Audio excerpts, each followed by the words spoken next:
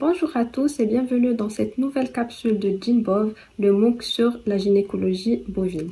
Et donc, on s'est arrêté sur les affections qui touchent cette fois-ci l'utérus. Et donc, on y va pour étudier et pour en savoir plus sur ces types d'affections. Donc, pour commencer, on a choisi de traiter ces affections sous des catégories et donc on les a classées en des affections qui sont d'origine inflammatoire, ensuite les affections d'origine tumorale et puis les autres anomalies aussi qui peuvent survenir dans l'utérus de la vache, notamment les hydromètres, les mucomètres, les torsions de l'utérus et aussi le prolapsus utérin. On commence par les affections inflammatoires et donc ces inflammations peuvent se définir selon plusieurs critères et peuvent aussi se classer selon plusieurs critères, notamment leur localisation histo-anatomique, ce qu'on a fait. Nous, on a choisi de les classer selon cette localisation histo-anatomique. D'autres peuvent choisir de les traiter selon le délai d'apparition, les signes histologiques et cliniques, les symptômes, la gravité ou encore le germe responsable. Et dans ce classement selon la localisation histo-anatomique, on distingue les endométrites ou l'endométrite qui se réfèrent à une inflammation qui est limitée à l'endomètre. Ensuite, on a les métrites qui impliquent toute l'épaisseur de la paroi utérine, puis le périmètre qui est l'inflammation de la séreuse de l'utérus et dernièrement la paramétrite qui concerne les tissus entourant l'utérus, notamment les ligaments suspenseurs. Et donc, parmi ces catégories, on a choisi de parler des métrites puisque c'est eux qui touchent l'ensemble de la paroi de l'utérus. Mais ça n'empêche pas de parler aussi des endométrites qui sont très importantes et qui ont un rôle très important dans la fertilité de la vache. On va voir ça plus en détail. Donc pour les métrites, pour leur étiologie, donc on va voir dans un premier lieu les facteurs déterminants et puis les facteurs qui favorisent cette apparition des métrites. Et donc comme facteur déterminant, c'est essentiellement des germes qui sont le facteur déterminant numéro 1 responsable des affections utérines. Et donc, ces germes, ils sont soit spécifiques, soit non spécifiques du tractus reproducteur. Ils sont soit de nature virale, soit de nature bactérienne, parasitaire aussi.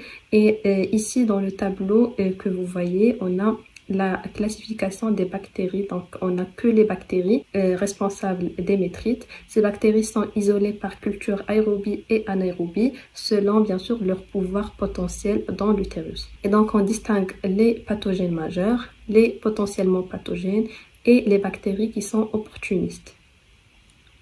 Bien sûr, il y a plusieurs bactéries commensales au nom du tractus génital, soit gram-positif, soit gram-négatif, aérobie ou anaérobie.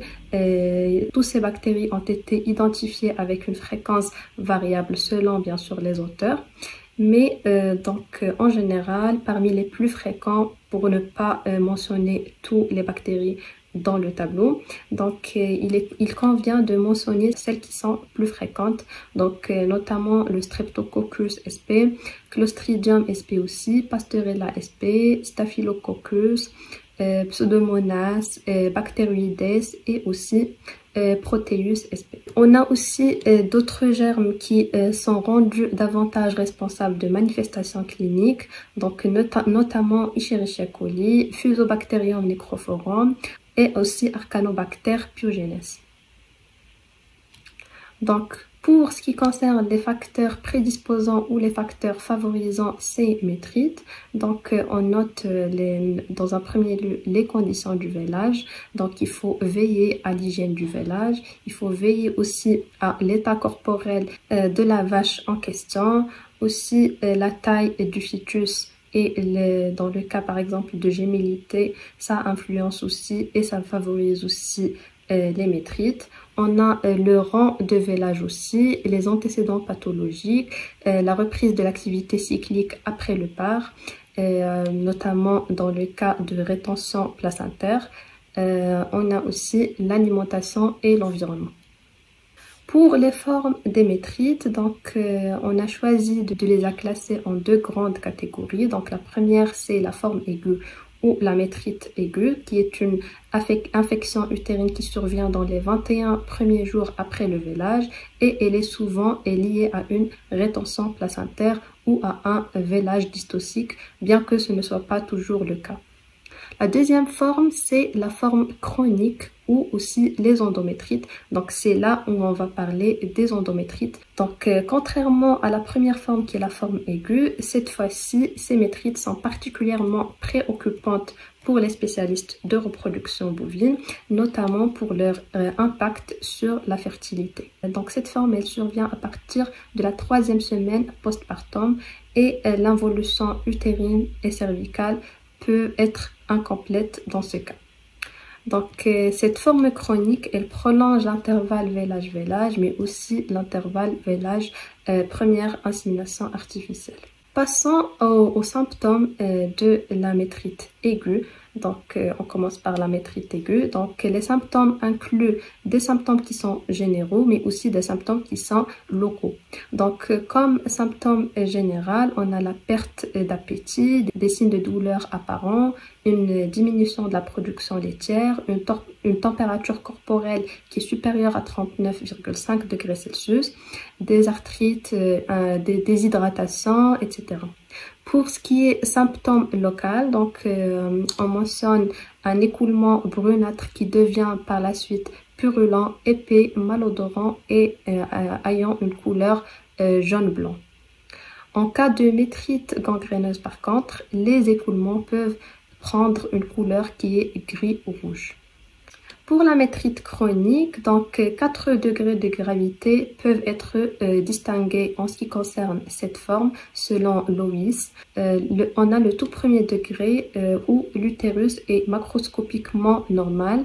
Donc l'écoulement aussi que vous voyez ici. Donc l'écoulement aussi ne montre pas toujours une augmentation du nombre de cellules immunitaires actives lors d'une irritation et donc ces affections sont invisibles et les vaches ne parviennent pas à devenir gestantes malgré tout effort, laissant souvent place au doute car bien sûr à ce niveau-là un diagnostic qui est certain est très difficile à établir. Par la suite, et le second degré se caractérise par un utérus qui est pratiquement normal ou très peu modifié.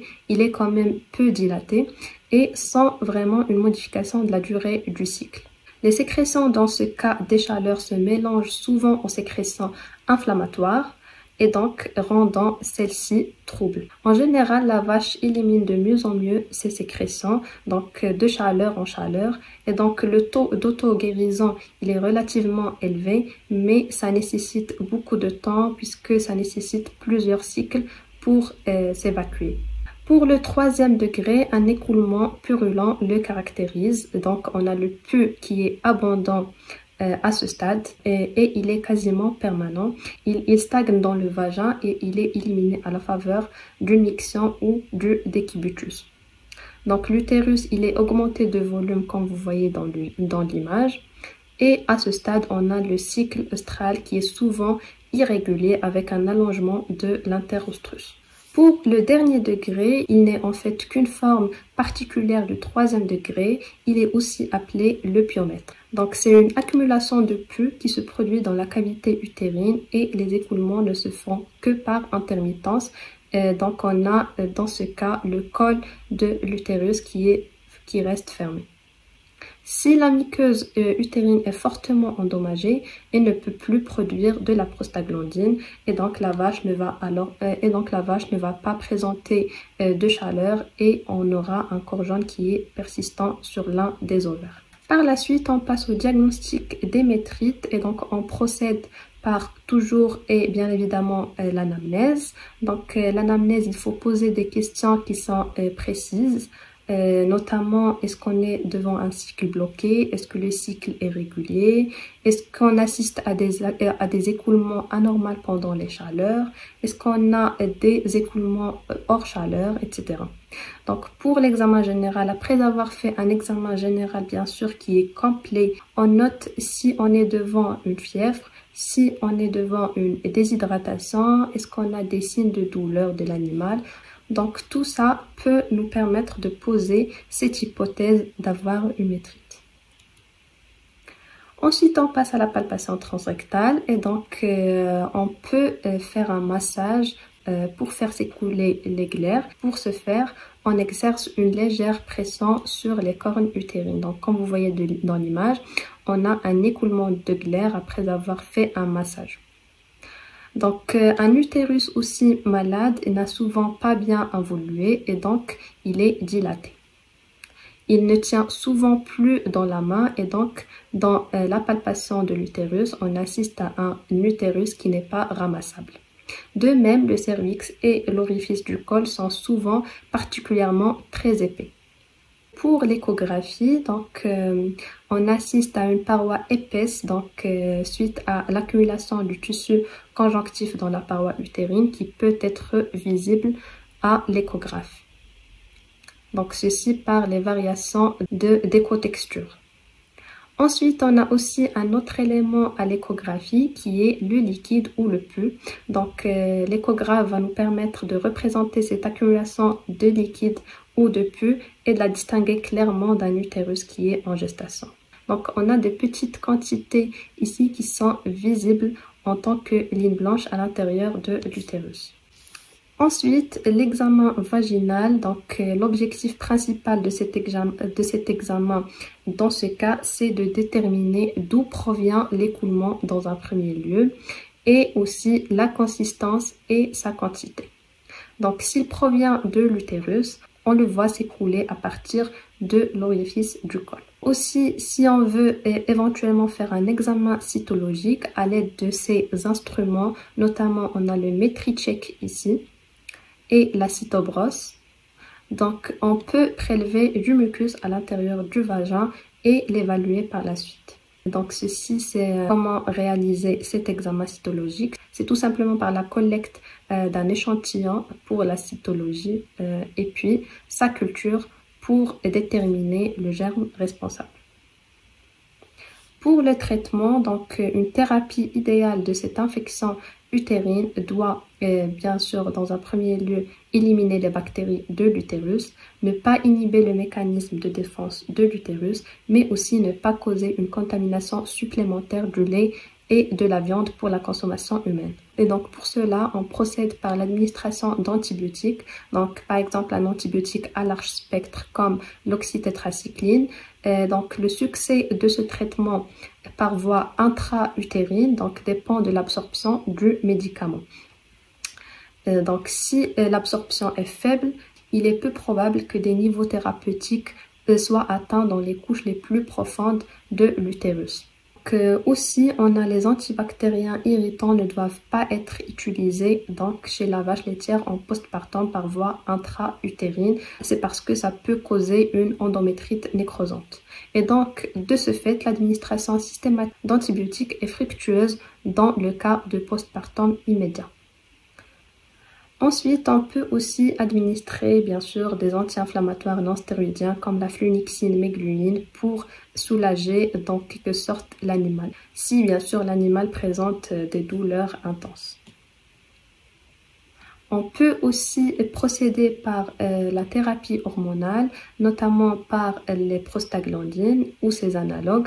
Donc, la justification de cette utilisation de la prostaglandine pour les infections utérines, c'est que la prostaglandine va induire la lutéolyse et donc diminuer l'inhibition du progestérone du mécanisme de défense utérin. Donc, deuxièmement, c'est que la progestérone stimule la production d'oestrogène qui suit la lutéolyse et donc stimule le mécanisme de défense utérin directement. Puis sinon, aussi, il peut stimuler les contractions myométriales qui vont aider à l'expulsion des louchies utérines, du pus ou de tout contenu utérin et donc soulager l'animal tout en évacuant le contenu pathologique.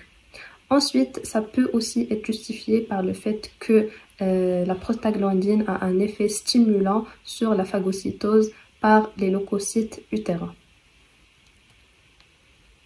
Pour ce qui est prophylaxie, donc, on peut procéder par la stimulation des défenses locales par le biais de vaccination. Ça donne aussi des résultats mitigés, notamment par les auto-vaccins qui sont préparés à partir des germes isolés. Et donc aussi pour améliorer les performances de reproduction, il est recommandé de l'administration de prostaglandine, non seulement comme traitement mais aussi comme mesure de prophylaxie. Donc une injection de prostaglandine dans l'heure qui suit le vélage réduit significativement la fréquence des rétentions placentaires. Et donc ces rétentions placentaires qui sont un facteur de risque très élevé pour ces métrites. Et donc, en cas de retard aussi d'involution utérine, 2 injections de la prostaglandine ou de ses analogues, donc à 11 jours d'intervalle aussi, sont efficaces à condition que la première injection ait lieu dans les 40 jours suivant le vélage. Comme mesure de prophylaxie aussi, on pourrait faire un dépistage systématique des retards d'involution utérine, ceci à 30 jours postpartum sur le plan individuel. Ceci est aussi recommandé. Ensuite, pour la prophylaxie, cette fois-ci sanitaire, il suffit de, premièrement, limiter les facteurs de risque et donc garantir une alimentation qui est correcte, un confort qui est optimal, une note d'état corporel qui est appropriée. Deuxièmement, limiter les sources de germes et notamment, il faut prendre en compte la conception des bâtiments. Troisièmement, limiter la transmission des germes et ceci via, bien sûr, la mise en œuvre des mesures d'hygiène qui sont correctes. Et donc, on passe cette fois-ci aux affections d'origine tumorale. Et donc, on a classé ces tumeurs ou ces affections tumorales en 2 grandes catégories, donc selon la localisation anatomo-histologique. Et donc, on a les tumeurs épithéliales qui touchent les cellules épithéliales et les tumeurs mésenchymateuses qui touchent les cellules mésenchymateuses. Et donc, dans les tumeurs épithéliales, donc, on va voir les tumeurs bénignes et malignes, et donc l'adénome et l'adénocarcinome. Ensuite, pour les tumeurs mésenchymateuses aussi, on va voir les fibromes, le fibrosarcome, le léomiome, le léomyosarcome et enfin le lymphosarcome. Donc, on commence par les tumeurs épithéliales. Donc, dans un premier lieu, on a l'adénome qui est une tumeur rare qui consiste en un nodule distinct de tissu glandulaire endométrial très bien différencié et il contient aussi des quantités variables de stroma fibreux. Ensuite, on a l'adénocarcinome qui est une tumeur très courante. Donc, chez la vache, elle représente l'une des trois néoplasmes les plus courantes après le lymphome et le cancer de l'œil. Elle apparaît chez la vache âgée et souvent comme une lésion silencieuse qui est non détectée cliniquement, sauf si on a présence de métastases dans les ganglions iliaques internes par exemple ou les poumons. Ensuite, donc pour les modifications, donc seules des modifications macroscopiques minimales sont observées dans l'utérus, notamment une augmentation diffuse de l'épaisseur de la paroi qui, à la coupe, peut révéler des nodules blancs durs et donc de ce fait, les adénocarcinomes sont souvent mal diagnostiqués et peuvent être confondus avec la tuberculose. Donc, il faut faire très attention à ça. La lésion commence souvent profondément dans l'endomètre et tend à s'étendre dans le myomètre plutôt que dans la lumière utérine. Histologiquement parlant ou microscopiquement parlant, donc l'adénocarcinome se présente sous forme de amas dispersés de cellules tumorales qui peuvent être observées soit dans le myomètre, parfois aussi dans les espaces vasculaires et souvent entre les faisceaux musculaires. On a aussi présence d'une fibrose qui est marquée, qui accompagne cette invasion. Et donc, on a les cellules épithéliales néoplasiques qui sont de grande taille, poléomorphes, avec bien sûr des figures mitotiques fréquentes. Donc, voici des images de l'adénocarcinome. Donc, la première image, c'est la forme macroscopique de l'adénocarcinome. Et donc, comme vous pouvez le voir, il n'y a pas vraiment une grande modification sur le plan macroscopique. Par contre, ici, selon McConté et Nielsen, donc, on a des amas de cellules néoplasiques dispersées. Pour les tumeurs mésenchymateuses, donc, on a le fibrome, qui est une tumeur bénigne, dure, blanche et sphérique de la paroi utérine, qui se rencontre occasionnellement chez la vache et donc elle est soit unique, soit multiple et il est constitué de masse dense de tissu fibreux collagéneux. Ensuite, on a le fibrosarcome qui est très rare, puis le léomiome qui est une tumeur bénigne, ferme, nodulaire, de couleur tan qui apparaît dans le myomètre. Donc, cette forme de tumeur est composée de faisceaux entrelacés avec des cellules musculaires qui sont néoplasiques. On a aussi des zones centrales de nécrose qui peuvent être présentes dans les plus grands néoplasmes. Ces léomyomes, donc, ils doivent être cliniquement différenciés des abcès et aussi des granulomes. Ensuite, on a le léomyosarcome qui est une tumeur sous forme de masse molle à parois épaisses avec un centre nécrotique. Elle est légèrement allongée et présente dans la paroi dorsale de l'utérus. On pourrait aussi avoir des lésions métastatiques qui peuvent être présentes soit dans l'épiplan, soit le diaphragme, le péritoine, les ganglions lymphatiques mésentériques, etc. Donc, les cellules tumorales dans ce cas ressemblent au léomyome, mais les noyaux sont plus grands avec un nombre modéré de figures mitotiques. Enfin, on a le lymphosarcome. Donc ces tumeurs se présentent sous forme de masses multiples de formes irrégulières, généralement molles et de couleur grise. Ce néoplasme commence habituellement dans l'endomètre, mais il peut parfois débuter aussi dans le myomètre. Voici quelques images. La première, c'est celle d'un léomyome et la deuxième, un lymphosarcome de l'utérus. Donc on passe à ces deux anomalies de l'utérus qui sont l'hydromètre et le mucomètre. Donc l'hydromètre, c'est une accumulation de liquide qui est aqueux, tandis que le mucomètre, c'est l'accumulation de liquide mucineux, donc de la mucine dans la lumière utérine. Donc les causes principales de ces deux conditions incluent des malformations congénitales du col, mais aussi une hyperplasie kystique de l'endomètre. On a aussi chez certains veaux nouveau-nés une accumulation de muqueuse gris pâle qui est présente dans l'utérus. Donc voici des images. La première, c'est celle d'un hydromètre. Et la deuxième, c'est un mucomètre. Et dans ce cas, on a une adhésion du cervix suite à un traumatisme qui a causé cette obstruction et éventuellement un mucomètre. Donc, le diagnostic se fait généralement par palpation transrectale et comme traitement, on pourrait recommander d'utiliser la prostaglandine F2-alpha pour essayer un peu d'évacuer ce contenu pathologique. On passe à la torsion utérine, donc qui est définie comme étant une rotation de l'utérus autour de son axe longitudinal. Donc une sténose du vagin est présente dans ce cas et ses parois sont tordues en spirale. Donc la torsion utérine, c'est une cause très fréquente de dystocie aussi chez les bovins. Et ces torsions sont anti-horaires dans la majorité des cas et la partie antérieure du vagin est aussi impliquée.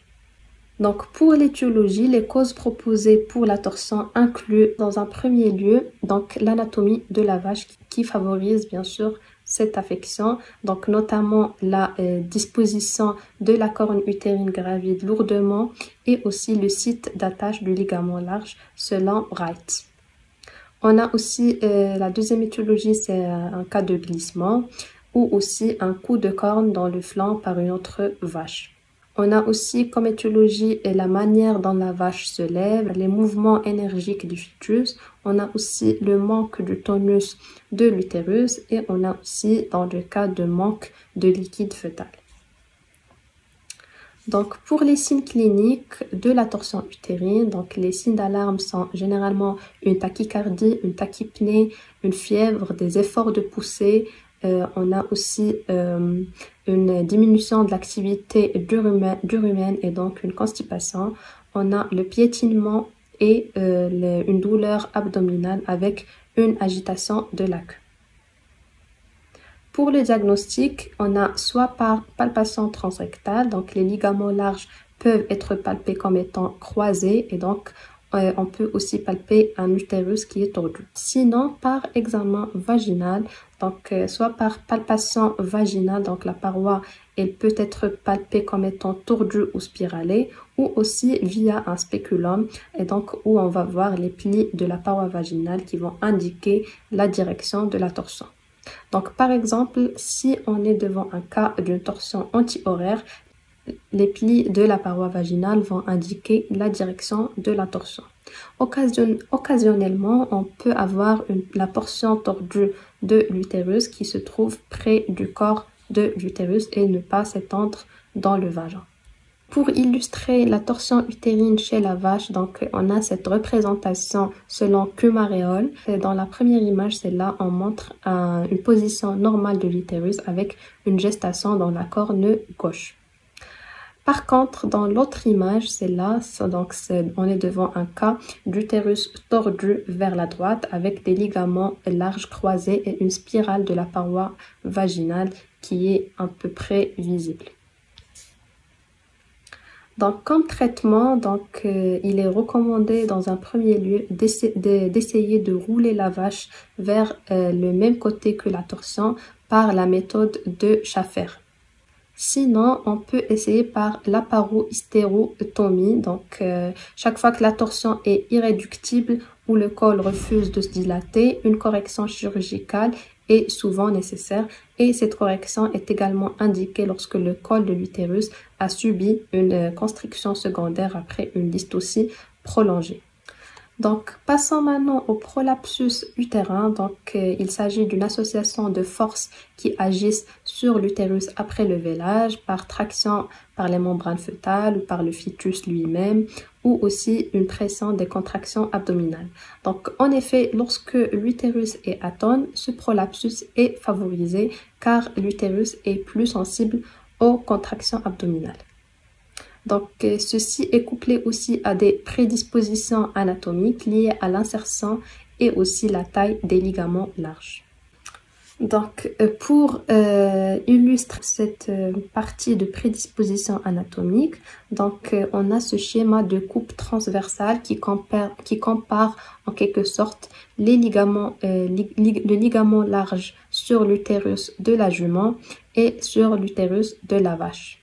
Comme on le voit sur le schéma, on a les bords crâniaux qui sont ces bords-là libres, qui sont particulièrement longs dans l'espèce bovine, donc ce qui fait que l'utérus est très mobile. De plus, ces ligaments sont insérés sur le bord ventral de l'utérus et non pas sur le dorsal comme le cas de la jument. Donc, pour le diagnostic du prolapsus utérin, il est assez évident. Donc, en effet, il s'agit d'une masse qui est rouge, volumineuse, sanguinolente, recouverte de cotylédon qui fait protrusion au niveau de la vulve de l'animal.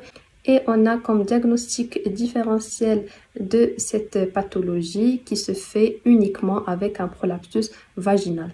Donc, il faut très bien faire la distinction et donc la différence qui se trouve entre ces deux prolapsus, c'est deux éléments importants. Donc, la première, c'est la taille de la masse qui fait protrusion, qui est plus faible en cas de prolapsus vaginal, bien sûr. Le deuxième élément, c'est que dans le prolapsus et en cas de prolapsus vaginal, on a une absence de caroncule et donc pas de relief sur la surface de la masse. Donc, il faut faire très attention à ça afin de pouvoir faire la différence entre un prolapsus utérin et vaginal.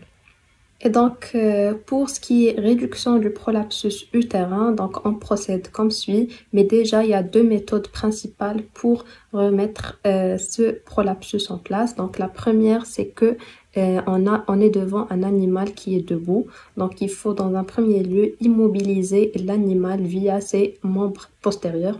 Donc, il est très important d'entraver les membres postérieurs par une corde, par exemple, pour sécuriser et l'animal et aussi réduire les risques pour le vétérinaire et les aides. Et donc, après avoir entravé ces membres postérieurs, on peut par ailleurs poser l'utérus sur une planche, par exemple, maintenue par deux aides pour faciliter la réduction. Donc la deuxième méthode, c'est si on est devant un animal en position couchée, il ne peut pas du coup se relever et donc dans ce cas, on place la vache en décubitus sterno-abdominal que vous voyez dans l'image. Donc avec les membres postérieurs qui sont tendus vers l'arrière à l'aide bien sûr de cordes. Donc cette position est appelée position de pyralysie ou aussi position en grenouille. Elle permet de stabiliser l'animal. Donc la procédure après, c'est utiliser un licol pour immobiliser la tête de l'animal et attacher une corde à chaque membre postérieur pour les maintenir tendus. Par la suite, on peut poser aussi une planche de soutien sur les jarrets de l'animal et remettre l'utérus en place. La deuxième étape, après avoir fait cette contention ou cette position de l'animal, on passe à l'anesthésie épidurale pour inhiber toute contraction abdominale et limiter aussi la douleur de l'animal. Ceci se fait tout en injectant de la procaïne dans l'espace intervertébral entre les deux vertèbres coccygènes 1 et 2. Ensuite, après avoir fait cette anesthésie, on passe à la préparation de l'utérus et ceci tout en retirant dans un premier lieu les membranes fœtales. Comment retirer les membranes fœtales? Donc il faut tout simplement enlever les membranes et dégager les caroncules une à une. Mais si ces cotylédons sont difficiles à détacher, il faut couper les membranes au ras des caroncules pour éviter bien sûr les saignements. Ensuite, on passe au nettoyage de l'utérus. Donc, il faut très bien rincer l'utérus à l'eau tiède, puis désinfecter avec une solution antiseptique diluée comme par exemple de la bétadine pour ne pas endommager la muqueuse utérine.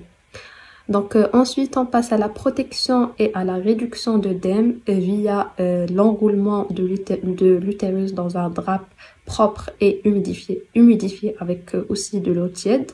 Donc ceci, c'est pour protéger la muqueuse de l'assèchement et aussi prévenir les contaminations et les traumatismes externes. La quatrième étape, c'est la vérification de la matrice. Il faut vérifier bien sûr l'intégrité de l'utérus et si besoin, une suture éventuelle. Donc il faut inspecter l'utérus pour détecter une éventuelle déchirure causée par le vélage ou par des chocs après l'extériorisation. Donc s'il y a présence des déchirures, on les suture tout en utilisant une aiguille courbe bien sûr à pointe ronde et un fil qui est résorbable. Il faut juste réaliser un surjet et versant en U, donc pour éviter que l'intérieur de l'utérus ne soit en contact avec la cavité abdominale. Ensuite, on peut suivre avec un surjet simple pour assurer une bonne imperméabilité de l'organe.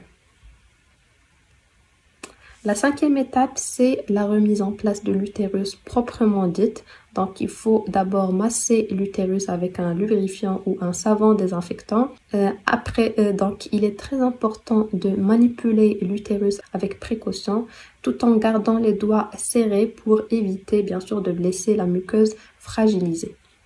Ensuite, on passe à la réduction du prolapsus, donc qui se fait progressivement en appliquant une légère pression sur la portion de l'utérus la plus proche de la vulve pour la remettre dans le vagin. Donc, il faut veiller à ce que les lèvres de la vulve restent en position et ne s'éversent pas vers l'intérieur. Il faut aussi accompagner l'utérus au fond de la cavité abdominale pour question de s'assurer qu'il soit entièrement déployé. Ensuite, on passe au post-réduction, c'est-à-dire si on est devant un utérus en mauvais état, on fait un protocole d'antibiothérapie qui se fait par le biais de chlore tétracycline dans un premier lieu, sous forme d'oblé à mettre directement dans l'utérus.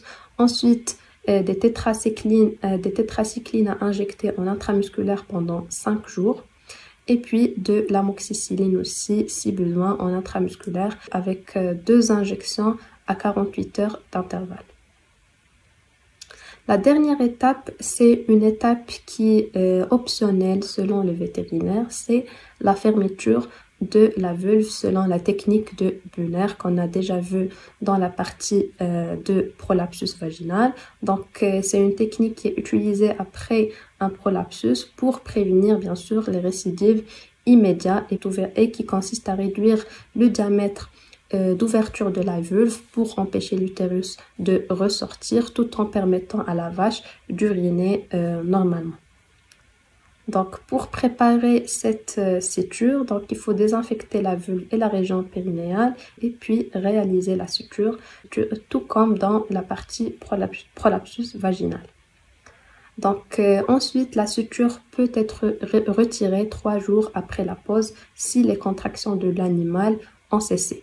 Donc, cette suture, c'est une pratique controversée, comme je viens de dire, avec des opinions qui sont partagées sur son efficacité et ses risques. Bon, il y a des vétérinaires qui soutiennent la suture pour prévenir une récidive éventuelle après la remise en place de l'utérus. D'autres estiment que si l'utérus est correctement replacé, sans partie éversée, le risque de récidive est très faible dans ce cas. Au contraire, ils disent que la suture, c'est introduit un corps étranger et donc augmente le risque d'infection. Il y a aussi une possibilité de faire une hystérectomie si on est devant un cas de prolapsus utérin qui est très dégradé ou lorsque l'utérus est très endommagé pour être replacé ou en cas aussi d'hémorragie incontrôlable. Donc, dans ces cas, l'hystérectomie est nécessaire. Mais il faut vérifier l'absence de viscères abdominaux dans l'utérus par palpation ou par incision après une anesthésie épidurale, tout en évitant bien sûr les caroncules. Donc si on a des viscères qui sont présents, il faut les repousser dans l'abdomen via l'ouverture existante ou par une incision supplémentaire. Après, donc, pour faire l'hystérectomie, il faut dans un premier lieu ligaturer l'utérus pour assurer une bonne hémostase et puis sectionner en laissant une marge de sécurité entre la ligature, bien évidemment, et l'incision. On a aussi, pour finir cette capsule, autres anomalies qui peuvent survenir dans l'utérus de la vache. On va voir des exemples, notamment le cas de calculs utérins qui sont très rares, mais ils sont toujours présents et possibles. Le deuxième cas, c'est le cas des abcès péri-utérins que vous voyez sur l'image. Merci pour votre attention et je vous donne rendez-vous dans la prochaine capsule qui sera sur les affections de l'oviducte.